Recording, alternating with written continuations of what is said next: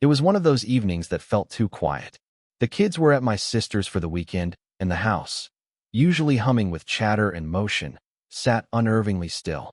The kind of silence that lets your thoughts roam freely, and sometimes that's not a good thing. Vanessa had gone out for what she called a girls' dinner, something she did every few months with her friends from college. I didn't think much of it. She kissed me on the cheek, tossed a playful "don't wait up," and disappeared in a cloud of perfume and high heels. So, I sat alone, watching some movie I couldn't follow, sipping on a beer that had gone warm without me realizing. My phone buzzed. Group chat, our shared circle of friends, a collection of memes and dumb jokes. I unlocked it, expecting the usual nonsense. But one line caught me cold. Double date nights are undefeated. We need to do this again soon. It was from Todd. Todd, who was notoriously lazy with texting but suddenly enthusiastic. The message was nestled between photos, one of him and his girlfriend holding margaritas, another of a crowded outdoor patio under string lights. My thumb hovered as I scrolled. Then came the one that stopped everything. Vanessa, sitting across from Todd's girlfriend, laughing, wine glass in hand.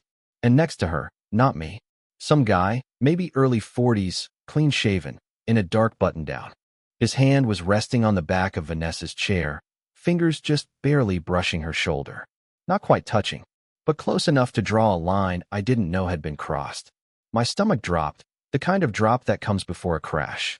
I stared at the image, blinking, willing it to be wrong. My brain scrambled for context. A mistake. A weird angle. Maybe I missed a text. Maybe I had forgotten a plan. But no, there was no forgetting this.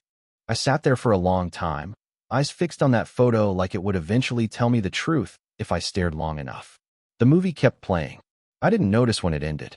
Instead, I opened our messages. Nothing unusual. Her last text, heading out. Love you. 8 hours ago. I didn't reply. I zoomed in on the photo again. His face wasn't familiar. Not from work, not from her gym, not from any mutual gathering I could recall. And Vanessa, she looked different. Relaxed in a way I hadn't seen in months. Maybe years. Her smile reached her eyes. With me, it hadn't lately. I tried to recall the last time she looked at me like that. Couldn't. I didn't text Todd. I didn't ask who the guy was.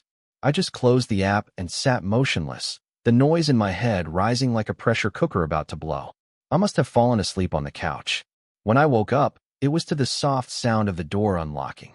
I kept my eyes closed, breathing slow, pretending to be dead to the world. Vanessa's heels clicked on the hardwood as she crept past me, presumably heading upstairs to change or shower. She paused for a moment, maybe noticing the untouched beer on the table. I didn't move. Eventually, I heard the soft hiss of water through pipes. The shower. I opened my eyes. Moonlight poured in through the window, soft and cold. I sat up, heart pounding. The photo wasn't a mistake. It wasn't a misunderstanding. It was something else entirely. The next morning, I acted normal. I made coffee. I asked about her dinner. She gave me a vague description, too vague, now that I was looking for it. How was dinner? I asked, voice casual, flipping eggs in the pan. She stretched, yawned. Nice. Good to see the girls again. We tried a new tapas place. Tapas. I remembered the plates in the photo. Small dishes. Sharing portions. And Todd? I asked, pretending to butter toast. She blinked. Todd. Yeah, I saw you posted something. Looked like a fun night. A flicker, there in her eyes. Just for a second. Oh, yeah, he and Kendra showed up later. Just ran into them, really. Lies have a certain weight when you know to look for them. They sag in the air, heavier than truth. I nodded, not pushing it. But inside, something shifted. Clicked into place. This wasn't paranoia. This wasn't me spiraling. Something was happening behind my back. And Todd, my so-called friend, knew. He knew and said nothing. Or maybe said too much, by accident. I spent the rest of the day pretending again. Smiling when I needed to. Nodding. But behind my eyes, gears turned. I needed more. That night, when Vanessa fell asleep early, I took her phone. I knew the passcode. I had never used it before, but tonight I did. My hands didn't even shake. I scrolled fast. Her messages with Todd were oddly sterile, like they'd been scrubbed. No mention of the dinner. Just the usual jokes and memes. But I knew how people hid things. I wasn't born yesterday, so I checked her calendar. There it was. Dinner with L. Just the letter. No last name. She had never used initials for her friends before. Not once. I copied the entry and emailed it to myself. Then I opened her photo gallery. That's when the hole in my stomach widened. There were no pictures from the dinner, but there were screenshots. One was from a hotel booking confirmation. The name was blurred, but the check-in and check-out dates were clear. 3 weekends from now. Downtown. Another was a map. Directions to a house I didn't recognize. I saved them both, closed the phone, and slipped it back onto the nightstand. She never stirred, but I didn't sleep that night. I sat in the dark, laptop glowing in my lap, looking up addresses, hotels, anything I could find. By morning, I knew where she was going. And I had a plan. Not to confront her. Not yet. I was going to confront Todd, but not like she'd expect. I invited him out for drinks. Played it cool. Said it had been a while. He agreed. We met at our usual place, a bar with dim lights and even dimmer morals. I let him talk first. He rambled about work, the playoffs, some vacation plans. I nodded, smiled, nursed my drink. Then I dropped it. You guys looked like you were having fun the other night, I said. He blinked. What night? The double date. I watched it hit him like a slow-moving truck. Oh yeah? That. He took a sip, eyes darting. Vanessa mentioned you had something that night. I didn't, I said quietly. She never told me there was a dinner. Silence stretched. And Todd. He made the mistake of looking guilty. That's when I knew. And that's when I smiled. A slow, calm smile. Because now I had my confirmation. And soon, Vanessa would have her reckoning. The first time you realize someone close has betrayed you, it doesn't feel cinematic. There's no thunderclap or sudden zoom into your eyes. It's quieter than that. It's the silence after a bomb has gone off. Deafening, disorienting, slow. That's what I felt driving home after drinks with Todd. He never confessed. But he didn't have to. His mouth said nothing, but his body screamed it. The stammer, the long pause, the way he gripped his glass a little too hard, how he dropped eye contact the second I mentioned the photo. He knew. Not just about the dinner. He knew about him. The man in the photo with Vanessa. And he hadn't told me. That kind of silence is its own kind of betrayal. I didn't confront him directly. Not yet. I just let the silence hang, sipped my drink, and said, "Looks like you had a good time." He mumbled something about catching up, that it was last minute, that Vanessa mentioned I'd be busy. That lie hung in the air like smoke. I changed the subject after that. Talked about football. About an old college memory. Anything to keep him comfortable. I needed him to think I was clueless a little longer. Because that's when people slip. I dropped him off like usual. A slap on the back. A good seeing you, man. All surface. Inside, I was already building a plan. By the time I got home, Vanessa was asleep. I stood in the doorway for a long time, just watching her breathe. The soft rhythm of her chest, the way her arm curled under the pillow, her hair fanned out against the sheets. I wondered if he had ever seen her like this. Not dressed up, not smiling, just real. It made something in me ache. I went downstairs, opened my laptop, and rechecked the calendar entry. Dinner with Elle. It was vague, stupidly so. But the screenshots she'd saved told a clearer story. A weekend at the Marlowe Hotel. Room reserved. 2 nights. A name partially redacted. Liam. I didn't know a Liam. But I would. The next few days passed in a strange twilight. I wasn't angry, not in the hot, screaming way. It was something colder. Something calculated. I went through the motions. Woke up. Packed the kids' lunches. Kissed Vanessa goodbye like nothing had changed. Meanwhile, every free moment was spent digging. I started with the phone clone. I had access now. Text logs, emails, even some deleted data. Most of it was ordinary. Doctor's appointments, work chats, Pinterest boards about minimalist kitchen upgrades. But then I found the hidden folder. It was buried in the Notes app, locked with a passcode. She used the kids' birthdays for almost everything, so I guessed. Combined the dates. Tried the dog's name. The third one worked. Inside were 6 entries, each labeled with a date. The most recent one read, Marlowe weekend, confirmed. It was a checklist. Outfit packed. Liam confirmed hotel. Excuse prepared, girls retreat. Todd nose to cover. Don't forget birth control. Birth control. It wasn't just an affair.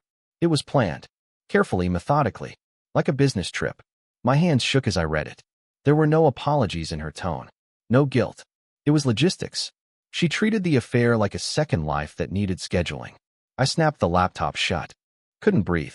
I went outside to the porch, the night wind hitting me like a slap. How long had this been going on? How many lies stacked like bricks behind my back? I knew what I had to do next. I needed to meet him. I didn't tell Vanessa I was working from home the next day. She kissed me goodbye, same as ever. I watched her drive off, taillights fading down the street, and then I got to work. It wasn't hard to track down Liam. I had his face from the photo, and after some digging, I traced him to a marketing firm near downtown. His LinkedIn profile was cocky, bragging about campaigns, brand management, client satisfaction. That last one made me scoff out loud. He looked like the type, square jaw, 5 o'clock shadow, tailored everything. The kind of guy who flirted with waitresses and called it networking. But what mattered most was that he had a public calendar, stupidly enough. And there it was. Marlowe Hotel, client immersion weekend. The same weekend as Vanessa's girls' trip. I called the hotel, told them I was confirming a reservation for a Mr. Liam Carter, and that I was his assistant. They gave it to me without a second thought. Room 708. King Suite. Balcony view. It felt like I had been handed a weapon. Now I just had to decide how to use it. That night, Vanessa came home late. I thought the girls' dinner was last week, I said casually, stirring spaghetti at the stove. Oh, yeah, she replied, breezing past me.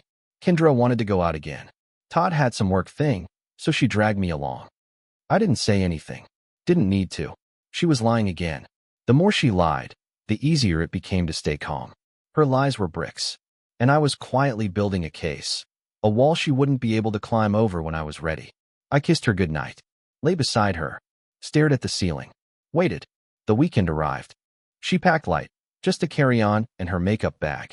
Wore her girls' trip, yoga set, and hoodie like she was off to a spa. She kissed the kids, hugged me like always. I'll text when I get in. You always do, I said. I watched her drive away from the upstairs window. My heart didn't race this time, because I had already booked a room. 1 floor up, room 803. I checked in an hour after she did. Used an alias. Brought only a small bag and a hidden camera pen I'd ordered days ago. I didn't know what I'd find. I just knew I had to see it with my own eyes. I stayed in my room most of the day, watched through the balcony when I could. I saw her once, briefly, on his balcony. They were laughing. He touched her waist. That night, around 11:15 p.m., they left the room. I followed at a distance. They went down to the lobby, walked across the street to a rooftop lounge. I followed, waited for the right moment. At the bar, I slipped into the seat next to Liam. He didn't recognize me. Hell of a view, isn't it? I said, sipping my drink. Yeah, he replied, distracted, glancing at the elevator. She's running late. I added, like it was a joke we were both in on. He turned to me, confused. Who? I smiled, and said her name. His eyes widened. He knew exactly who I was. But he hadn't expected this. Not here. Not now. I cut him off. You're going to finish your drink, Liam. Then you're going to walk away. You're going to end whatever this is. And if you don't, you won't just lose her. You'll lose your job, your reputation, everything. I know everything. He looked pale. Vanessa doesn't know I'm here, I added. She won't, unless you make me tell her. He opened his mouth, and that's when I showed him the photo. Not the one from Todd. The one I took tonight. Of them kissing on the balcony. His face crumbled. He knew I had him. You have 24 hours, I whispered. Then I talked to everyone, including your CEO. I walked away without looking back. Back to my room. Back to silence. Back to the plan I'd just put in motion. Because that wasn't the end. It was just the start of something bigger. And as I opened my laptop, ready to send a very specific email, Vanessa knocked on my hotel room door. She was crying. She knocked twice. Softly, like she was afraid of being heard. Or maybe afraid of what came next. I stared at the door. My hand hovered above the handle for a second too long. I wasn't ready for this. Not like this. I had rehearsed a dozen versions of this moment in my head. Each one calculated, cold, victorious. None of them looked like her crying outside my door. I opened it. She stood there in a thin hoodie, hair pulled back into a messy bun. No makeup. No defiance. Just wide eyes and trembling lips. Can I come in? My voice caught in my throat. I nodded, stepped aside. She moved past me slowly, like each step cost her something. Her eyes flicked to the bed, to the small carry-on I hadn't even tried to hide, to the laptop still open and glowing on the desk. She knew. The question was, how much? I shut the door, but I didn't move closer. She didn't sit, just stood near the window, hugging her arms. I saw you tonight, she whispered. I didn't answer, just watched her. You were at the bar, she continued, talking to him. Her voice cracked on that last word. So you knew? I finally said. The sound of my own voice startled me. Cold. Detached. She nodded, eyes glassy. I saw you leave. Followed you here. I leaned against the wall, arms folded. Waiting. I didn't know you were coming, she added quickly. I swear I didn't know. I didn't reply. Let her squirm in the silence. Let it stretch until it became unbearable. Eventually, she spoke again. I ended it. My jaw clenched. Did you? Earlier today. Before I saw you. Before any of this. A dry laugh escaped me. How convenient. She turned sharply. I'm not lying. Vanessa, I said quietly. I watched you kiss him less than 6 hours ago. Her face crumpled. I know. She turned back to the window, fingers tightening on her arms. The silence returned, thicker than before. Why? I asked. Just that one word. It came out low, strangled. She didn't answer right away. She just stood there, breathing hard, like trying to stay upright was a battle. I don't know, she finally whispered. Try harder. She flinched. And then, slowly, words spilled out of her like a confession that had been waiting for months. It started last spring, she said. We were fighting more. You were buried in work. I felt invisible. Liam was easy. He noticed me, complimented me. It was stupid. I didn't mean for it to go this far. I said nothing. I told myself it was harmless, she went on. That it was just emotional. That it wouldn't matter. But then it did. Still, I didn't speak. You got quieter. I got colder. We just stopped looking at each other. My hands curled into fists, nails pressing into my palms. And that justifies lying? Sneaking off to hotels? Letting our friends cover for you? She turned, finally meeting my eyes. No, it doesn't justify anything. I screwed up. The room felt like it was shrinking. I didn't think it would destroy us, she whispered. A bitter smile twisted across my face. That's the thing about destruction. It doesn't care what you thought. Her face broke then, completely. Tears slipped down her cheeks. She stumbled back against the wall, slid down until she was sitting on the carpet, legs pulled to her chest like a child. I stayed where I was. Still, cold, watching the ruins. A long silence passed between us, broken only by the occasional tremble in her shoulders. Finally, she looked up. Are you going to tell the kids? The question hit me like a knife to the gut. I'd spent so much time tracking, spying, unraveling the web. I'd forgotten about them. Our kids, James and Nora, 5 and 3, too young to understand betrayal, too innocent to be dragged through the mud. I don't know, I said, voice raw. I haven't decided yet. She nodded slowly, wiping at her face. I deserve that. You deserve more, I thought. But I didn't say it. I never stopped loving you, she added, voice barely audible. Don't, I said. Just don't. Because that wasn't love. Love doesn't look like hotel keys and burner phones and shared calendars with a man your husband's never met. Love doesn't require a cover story. She looked away. I want to fix this, she said. I laughed. Actually laughed. You want to fix this? Yes. I stared at her, dumbfounded. You planned an entire affair with help from our friends. You made me the idiot in every room. And now that I caught you, now you want to fix it? She didn't speak. I stepped closer, voice low. I don't even know what you are anymore. I'm still me, she whispered. No, Vanessa, I said. You're who you chose to be when you walked into that hotel with him. She said nothing. I grabbed my bag. Where are you going? She asked, panic rising. Out, I said. I need to breathe. She stood.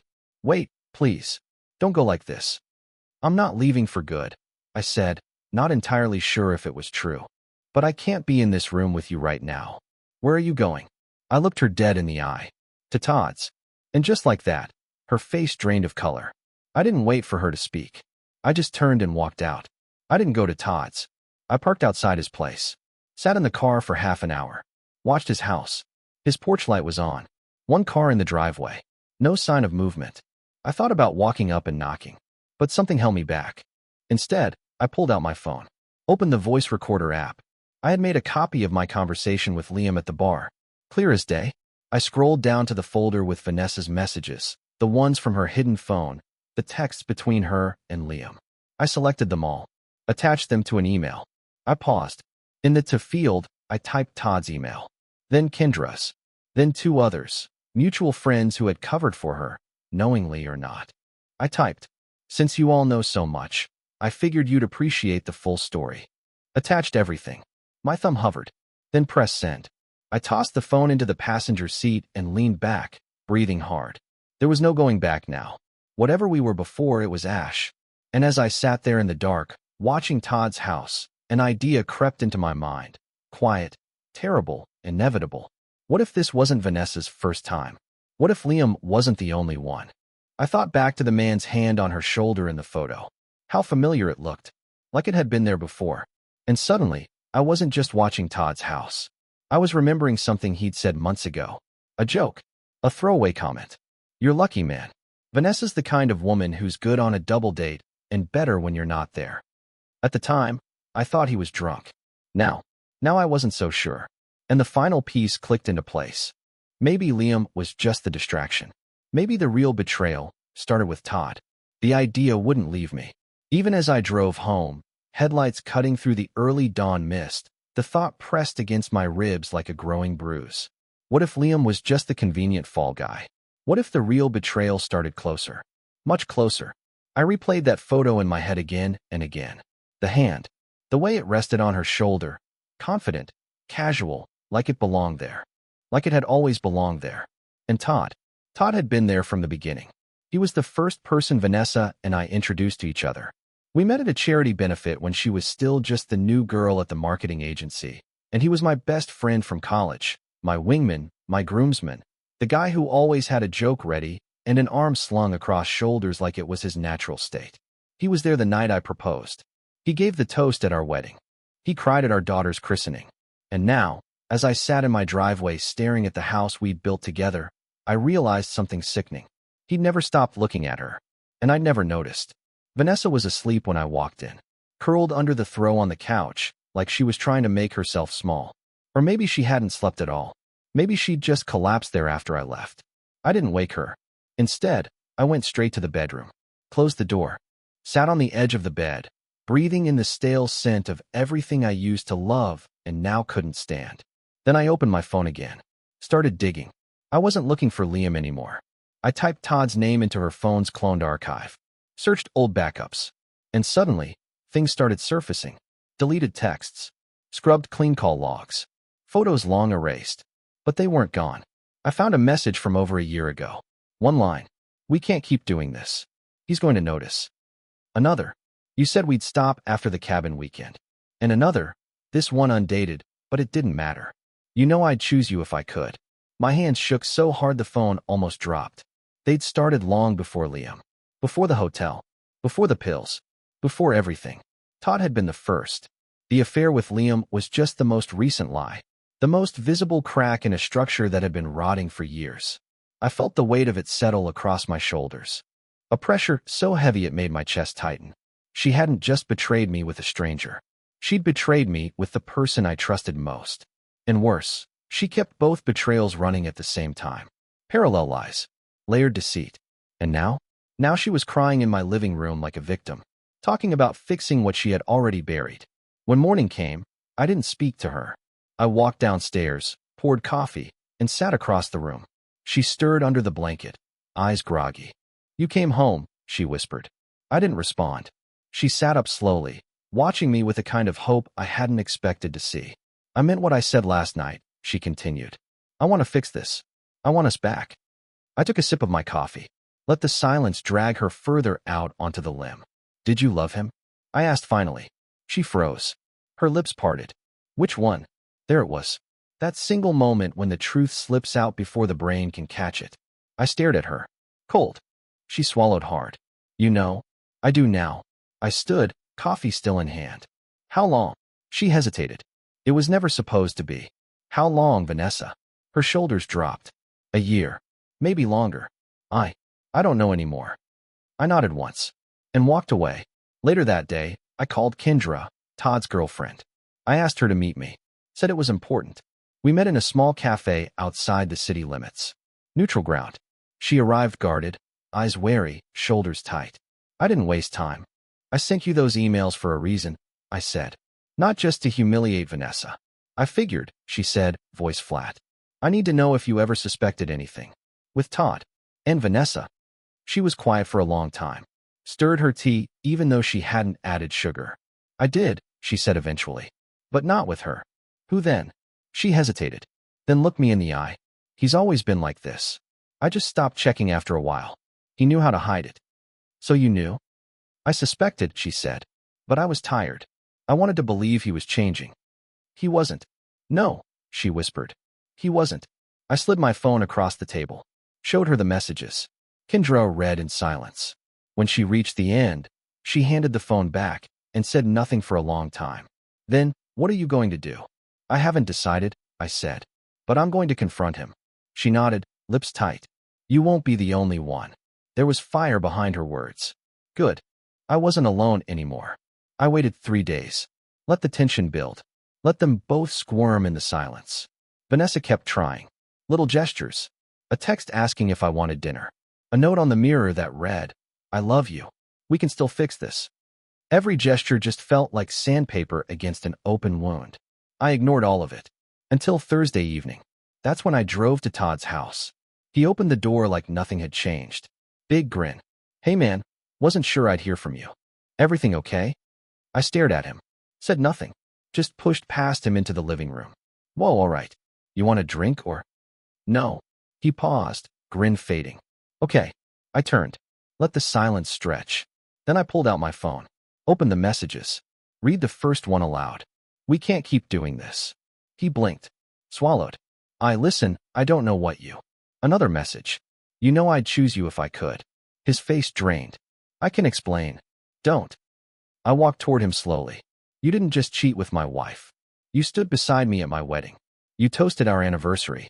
You held my kids in your arms. I know. You watched me build my life and helped her destroy it. It wasn't like that. It was exactly like that. He took a step back. Look, I messed up. I know that. But it's over. I swear it's over. I smiled then. Small. Empty. You're right, I said. He relaxed slightly. Okay, good. So maybe we can. No, I interrupted. You're right, it's over. But not just the affair. He frowned. I stepped closer. It's all over, Todd. What does that mean? I told Kendra. His face twisted. And Vanessa? She knows. He nodded slowly. So what now? You came here to punch me? Ruin me? What? I leaned in. Smiled again. I came to warn you. Warn me. My voice dropped low. You should leave town before the weekend. He blinked. Why? Because I'm not finished yet. And before he could speak again, I walked out the door. Left him standing there in his perfect living room, with his perfect smile shattered. Because the thing about betrayals? They don't end with apologies. They end with reckonings. And mine was just getting started. There's a moment, just before everything breaks, when the world holds its breath. I felt it that Saturday morning. The sky was gray. The kind of dull overcast that turns everything a shade quieter. Vanessa was in the kitchen, trying to act normal. She'd made coffee, cracked eggs, filled the silence with mundane chatter as though we were just another married couple easing into the weekend. I watched her from the hallway. She looked older. Not tired, aged. As if the weight of every lie, every betrayal, had finally settled in her bones. There was a time I would have stepped in, kissed her cheek, wrapped my arms around her waist. Now, I stood still, a ghost in my own house.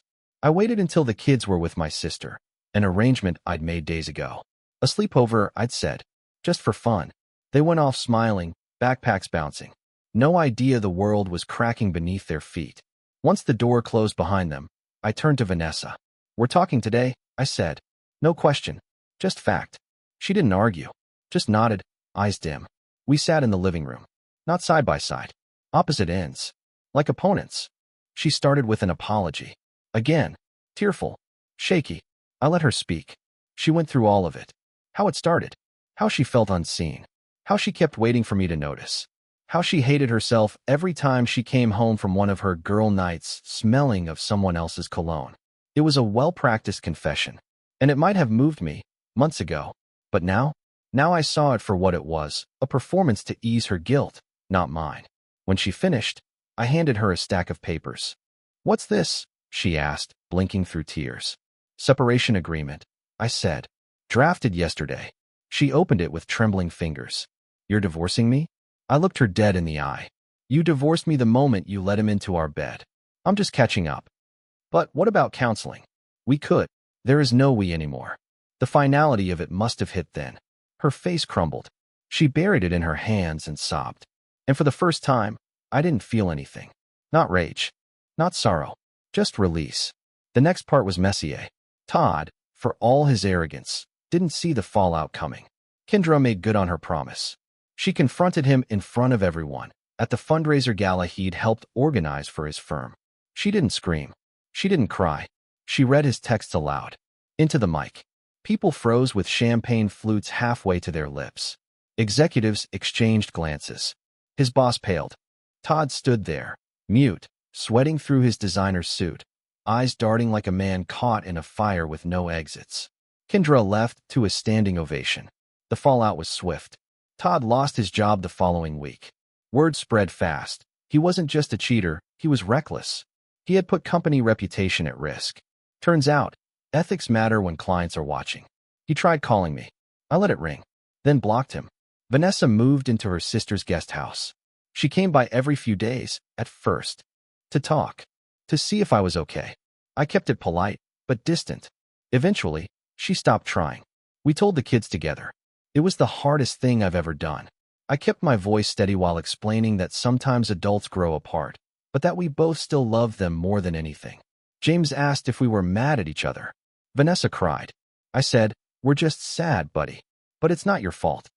Nora didn't say anything. She just climbed into my lap and held on. They were too young to understand betrayal, but not too young to feel it in the air. In the months that followed, I rebuilt my life in pieces. I kept the house. Vanessa didn't contest it. The guilt was too heavy for her to fight. I changed the locks anyway. Went through the rooms like a man exorcising ghosts. I donated old linens, replaced framed photos, scrubbed the kitchen walls until my hands ached. I turned the guest room into a gym. Removed every trace of her perfume from the upstairs bathroom. I even repainted our bedroom, steel gray. Clean. Cold. Free. I didn't date. Didn't feel the need to. But I started going out again. With old friends. Sometimes with Kendra, though it was never romantic. We were comrades in survival. Shared war stories over drinks. Laughed too loudly, sometimes too bitterly. One night, she said, you ever think about how we were just background characters in their little love story? I looked at her. No, I said, because their story is over. She clinked her glass against mine. Damn right. Vanessa emailed me 6 months later. No subject line, just a single sentence. Do you ever think we could have saved it if we'd just talked sooner?